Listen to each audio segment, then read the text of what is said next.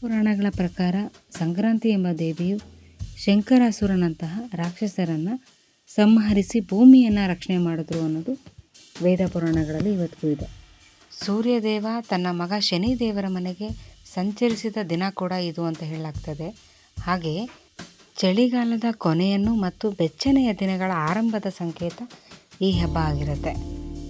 ಅದರ ಪ್ರಕಾರ ಈ ಹಬ್ಬ ತುಂಬ ಪವಿತ್ರವಾಗಿರುವಂಥ ಹಬ್ಬ ಮಕರ ಸಂಕ್ರಾಂತಿ. 2026 ಶುರುವಾದಾಗ ಈ ವರ್ಷದಲ್ಲಿ ಬರುವಂಥ ಮೊದಲನೇ ಹಬ್ಬ ಮಕರ ಸಂಕ್ರಾಂತಿ. ಸೂರ್ಯನು ತನ್ನ ಪಥವನ್ನು ಬದಲಿಸುವ ಈ ದಿನವನ್ನು ದೇಶದಾದ್ಯಂತ ವಿವಿಧ ಹೆಸರುಗಳಲ್ಲಿ ಆಚರಣೆ ಮಾಡ್ತಾರೆ. ಅವರವರದ್ದೇ ಆದ ಸಂಪ್ರದಾಯಗಳಲ್ಲಿ ಈ ಹಬ್ಬನ ಆಚರಣೆ ಮಾಡಲಾಗ್ತದೆ. ಮಕರ ಸಂಕ್ರಾಂತಿ ಹಬ್ಬ ಒಂದು ಭೌಗೋಳಿಕ ಹಿನ್ನೆಲೆಯನ್ನು ಕೂಡ ಹೊಂದಿದೆ.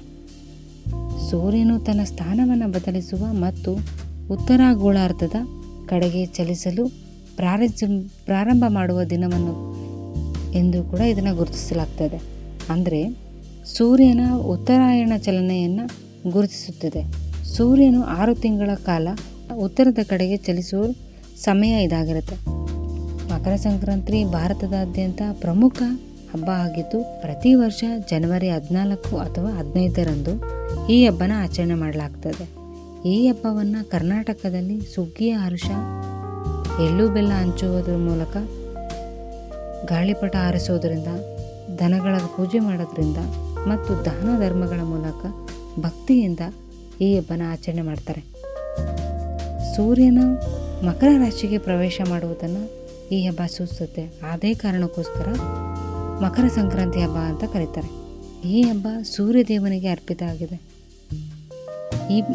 ಈ ಹಬ್ಬನ ಕಾಟಮರಾಯನ ದೇವರಿಗೂ ಕೂಡ ಅರ್ಪಣೆ ಆಗಿರುತ್ತೆ.